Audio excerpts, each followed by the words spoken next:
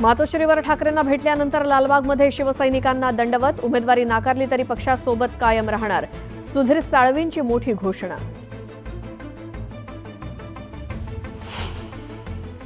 मुख्यमंत्री शिंदे आणि फडणवीसांचा मोठा डाव, आदित्य ठाकरेंविरोधात उतरवलं मिलिंद देवरांना, वरळीत तिरंगी लढत फिक्स.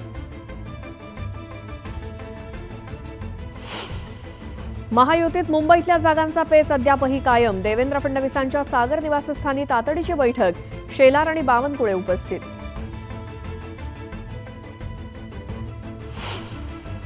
काँग्रेस विधानसभेच्या 105 जागा लढवणार, आज 25 उमेदवारांच्या नावांची होणार घोषणा, न्यूज 18 लोकमतला सूत्रांची माहिती. काँग्रेसच्या बैठकीत राहुल गांधींकडून नाराजी व्यक्त, वाटाघाटीत काँग्रेसच्या नेत्यांनी योग्य भूमिका मांडली नसल्यानं नाराजी.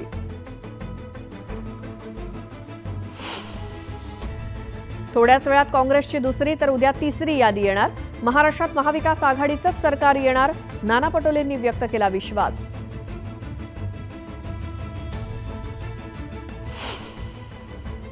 काटोलमधून अनिल देशमुखांच्या ऐवजी त्यांचा मुलगा लढण्याची शक्यता, 28 तारखेला भरणार उमेदवारी अर्ज, न्यूज 18 लोकमतला सूत्रांची माहिती. अजित पवारांच्या पक्षाची दुसरी यादी जाहीर, सना मलिक यांना अणुशक्ती नगरातून तर झिशान सिद्दीकींना वांद्रे पूर्वमधून तिकीट, तर सुनील टिंगरेंना वडगाव शेरीतून पुन्हा उमेदवारी. मुंबई पुणे एक्सप्रेस वेवर 10 कोटींपेक्षा अधिक रकमेची चांदी जप्त, खालापूर टोलनाक्यावर पोलिसांची कारवाई.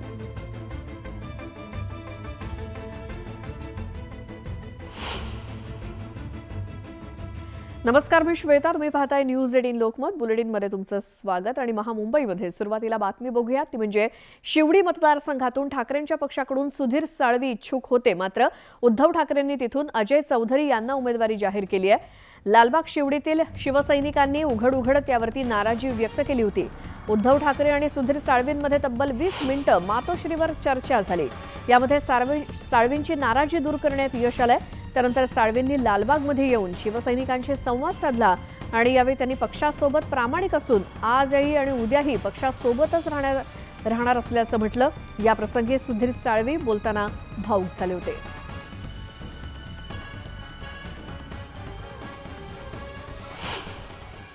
पक्षप्रमुख माझा योग्य तो सन्मान पक्षामध्ये आताही करतात, याच्यानंतरही भविष्यात होईल.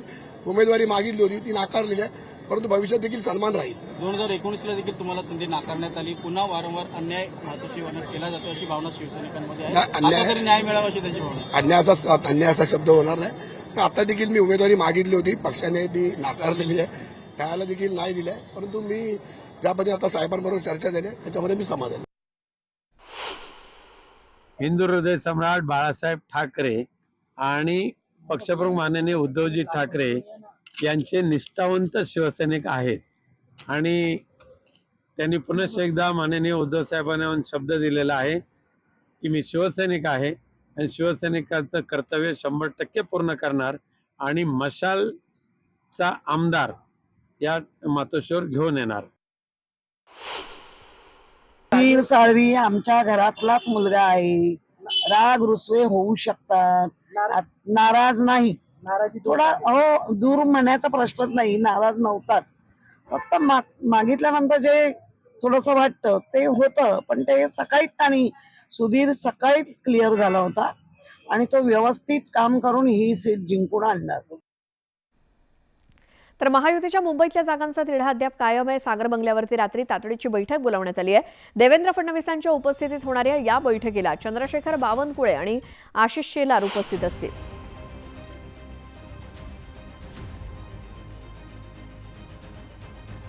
उमेदवारी अर्ज दाखल करण्यासाठी अवघे 4 दिवस शिल्लक असताना महायुतीमध्ये अजूनही 11 जागांचा तिढा असल्याची माहिती मिळते. या 11 जागांवरती 2 किंवा युतीतील 3ही पक्षांकडून दावा केला जातोय.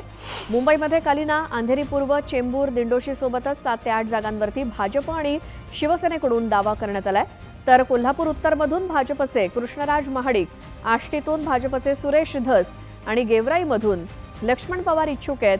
तर अक्कलकुवा आणि करमाळ्याच्या जागेवर शिवसेनेनं दावा केलाय.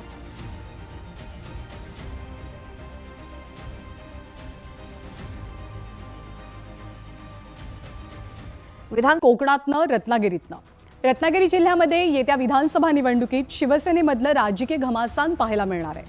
शिवसेनेचेच दिग्गज नेते या निवडणुकीत एकमेकांच्या विरोधात उभे ठाकणार आहेत. शिवसेनेचा गड असलेल्या जिल्ह्यामध्ये बदललेल्या राजकीय गणितांचा फायदा कुणाला होणार आणि तोटा कुणाला? कोकणातलं लाल मातीचं राजकीय मैदान कोण मारणार याचा आढावा घेणारा हा रिपोर्ट पाहूया. रत्नागिरी कोकणातल्या राजकारणाच्या नेहमीच केंद्रस्थानी असलेला जिल्हा. रत्नागिरी म्हणजे शिवसेनेचा गड. भास्कर जाधव, उदय सामंत, राजन साळवी, योगेश कदम ही शिवसेनेची नेते मंडळी सध्या विधानसभेवर आहे. पण यंदा बदललेली राजकीय गणितं आणि परिस्थिती यामुळे रत्नागिरीत शिवसेनेमध्येच मोठी लढाई रंगल्याचे चित्र आहे. 2019 सालच्या विधानसभेच्या निवडणुकीत रत्नागिरीतल्या 5 मतदारसंघातलं रिझल्ट कार्ड काहीसं असं होतं.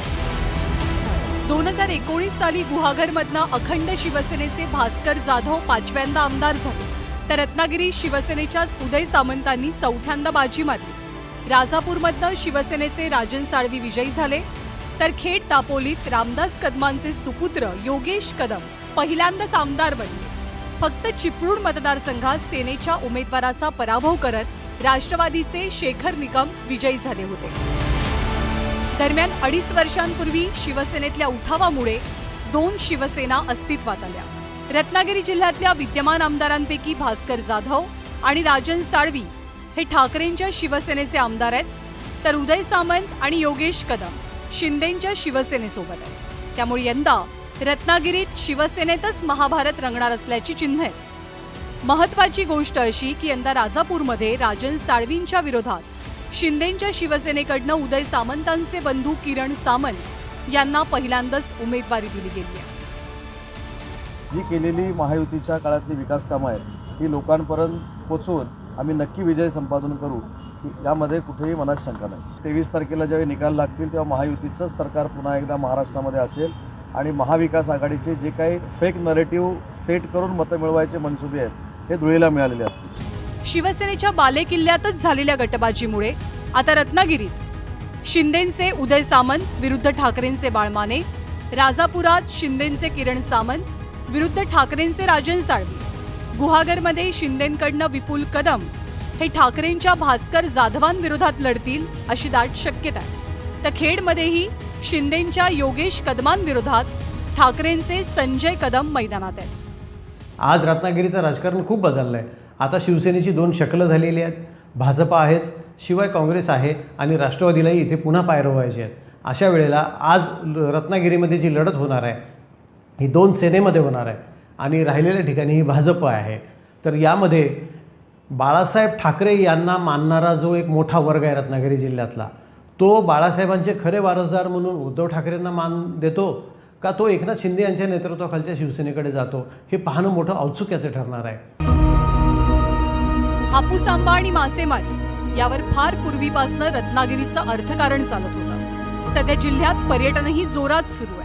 पण गेल्या काही वर्षात रिफायनरी, अणुऊर्जा प्रकल्प, बॉक्साईट उत्खननासारखे प्रकल्पही रत्नागिरीमध्ये आले.